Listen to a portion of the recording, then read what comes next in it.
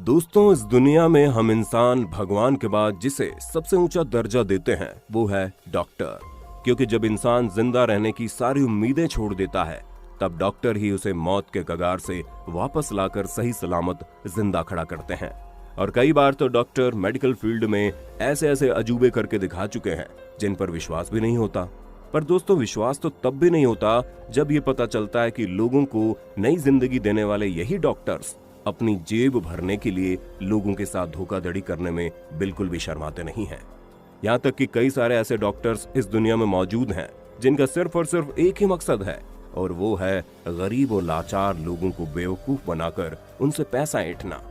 क्योंकि उन्हें तो इस बात से कोई फर्क नहीं पड़ता कि सामने वाला जिंदा है या मर रहा है, उन्हें तो सिर्फ अपनी तिजोरी भरने से मतलब है। और हम ये बातें हवाई में नहीं कह रहे, और ना ही हम अंधेरे में कोई तीर छोड़ रहे हैं, बल्कि ऐसे कई सारे आंकड़े सामने आए हैं जिन्हें देखने के बाद आपके पैरों तले जमीन खिसक जाएगी। हालांकि हम उन आंकड़ों के बारे में आपसे बताएं उससे पहले हम आपसे ये बात जानना चाहेंगे कि जिस तरह हर वर्दी पहनने वाला पुलिस वाला घूसखोर नहीं होता, ठीक उसी तरह सफेद कोट पहनने वाला हर डॉक्टर बेईमान नहीं होता। कुछ ऐसे ही डॉक्टर्स इस दुनिया में मौजूद हैं जो निस्वार्थ भाव से लोगों की सेवा करते हैं, बिना ये सोचे समझे कि इसमें उनका क्या फायदा होगा या नहीं। इसका सबसे बड़ा एग्जाम्पल आप आगरा में देख सकते हैं, जहां पर इंडियन मेडिकल एसोसिएशन द्वारा एक कैंपेन चलाया जा रहा है जिसमें मात्र 10 रुपए लेकर लोगों का इलाज हो रहा है, जिसकी वजह से कई सारे लोगों को एडवांस लेवल का इलाज मात्र 10 रुपए में लेने की सहूलियत मिल रही है। ये अपने आप में एक बहुत बड़ी पहल है, लेकिन अभी इस दिशा में और भी ज्यादा कदम बढ़ाए जाने बाकी हैं, क्योंकि 100 में से अगर 1-2 लोग मरीजों के हित में काम करेंगे और 98 लोग इन्हें लूटने में लगे रहेंगे तो आप खुद ही बताइए कैसे काम चलेगा। अक्सर आपने ये देखा होगा कि किसी भी नए हॉस्पिटल के खुलने के कुछ ही समय बाद उसमें भीड़ होनी शुरू हो जाती है। अब यहाँ सवाल ये आता है कि आखिर ये चमत्कार होता कैसे है,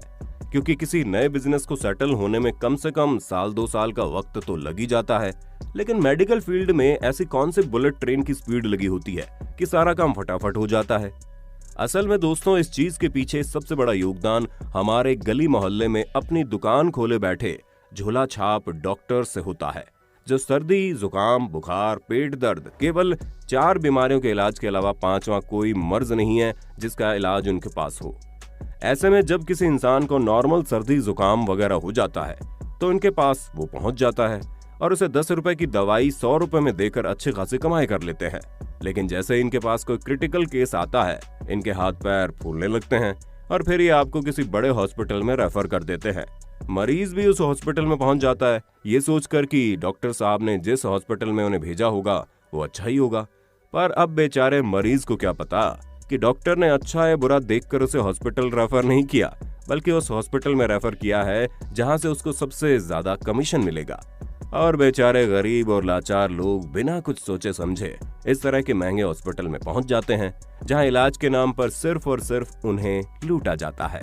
पर सबसे ज्यादा दुख की बात तो यह है कि इन हॉस्पिटल वालों को इस बात से कोई फर्क नहीं पड़ता कि वो जिसे लूट रहे हैं वो गरीब है या अमीर, क्योंकि जैसे इंसान हॉस्पिटल पहुंचता है वहां उसे कंगाल बनाने का खेल शुरू हो जाता है। हॉस्पिटल पहुंचते ही मरीज की दुनिया भर की जांच लिख दी जाती है, जैसे कि ब्लड टेस्ट, यूरिन टेस्ट और पता नहीं क्या क्या, जिनमें से आधे से ज्यादा की कोई आवश्यकता भी नहीं होती।